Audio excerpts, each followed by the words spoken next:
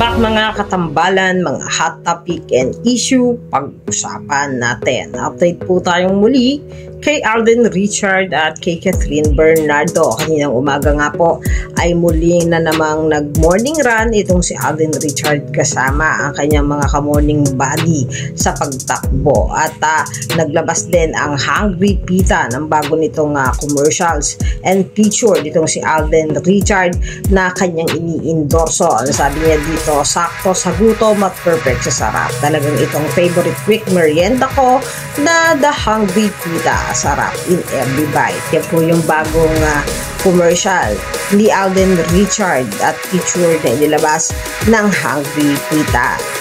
Nagpasalamat naman ang Black Wheel Reno PH kay Alden Richard nang magpa-upgrade itong si Alden Richard ng kanyang sasakyan na BYD Shark 6. Yan yung ipinost din ng Black Reno Wheels PH sa kanilang Instagram kung saan nga ay napakagwapo na ng bagong upgrade na sasakyan itong si Alden Richard.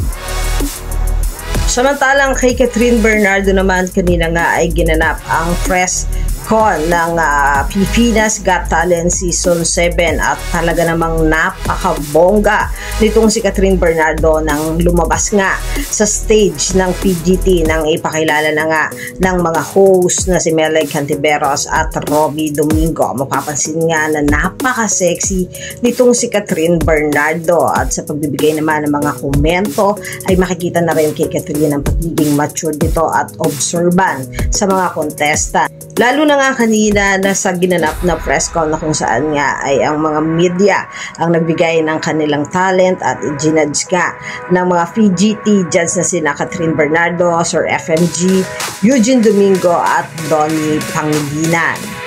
Nagkaroon din ng mga tanong sa mga judge host ng Season 7 Pilipinas Got Talent na kung saan sinagot nila ang ilang mga katanungan at dito na nga ni-reveal din ni Eugene Domingo na naging party nga itong si Catherine Bernardo kung bakit isa siya sa mga judge ng Pilipinas Got Talent. Yun nga ay dahil daw kay Catherine Bernardo na kung saan nga ay ni-request nitong si Catherine si Eugene Domingo upang maging isa sa mga judge ng Pilipinas Got Talent. Makikita talaga ang mga husay ng mga judges sa pagbibigay ng kanilang komento at ang mga host. Ayan, yan yung mga bagong muka ng Pilipinas Got Talent Season 7. Kung naman matapos ang naganap na press ko ng PGT ay sinorpresa naman si Catherine Bernardo ng kanyang mga kasamahan upang kantahan nga ng happy birthday dahil sa nalalapit na nga ang kaarawan nito.